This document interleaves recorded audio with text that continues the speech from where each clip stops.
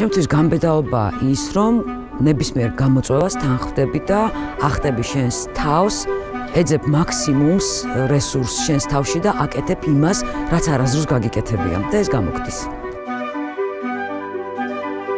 ერთი მშვენიერი საღამო იყო ვიჯექის სახლში, ვერთობოდი რაღაცა გაურკვევლობით, იმიტომ რომ არჩუკი იყო, არც დენი, მაშინ ნავთის სუნი აგვდიოდა ყველას და მირეკეს მეორე არხიდან თუ შეიძლება მობძანდითო. მანამდე შეხება არასოდეს მქონია ტელევიზიასთან.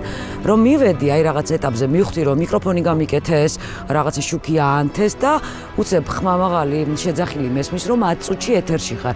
აი ესე პირდაპირ ეთერში გამიშვეს მე, რომელიც ნავთის ქურასთან ვიჯექი მანამდე. ეს იყო ნამდვილად არ ვიცი რა გავბედე კი არა, ალბათ 10 გაბედვის ტოლფასია თუ 100-ის, იმიტომ რომ სრულიად მომზადებლად გავედი პირდაპირ ეთერში და ეს გავაკეთე და გავბედე. და სწორედ იმ გაბედვის შედეგია, რომ იმის შემდეგ ალბათ 35 წელი გავიდა მე კვლავ ტელევიზიაში ვარ. პირველი ალბათ რასაც იღებ ადამიანი, ეს არის შენი თვითშეფასება, რომელიც ვფიქრობ, რომ ძალიან მნიშვნელოვანია. ყველა ადამიანის ცხოვრებაში მნიშვნელობა არ აქვს ის, რა პროფესიის არის, საცხოვრობს, როგორი სოციალური ფერიდან არის.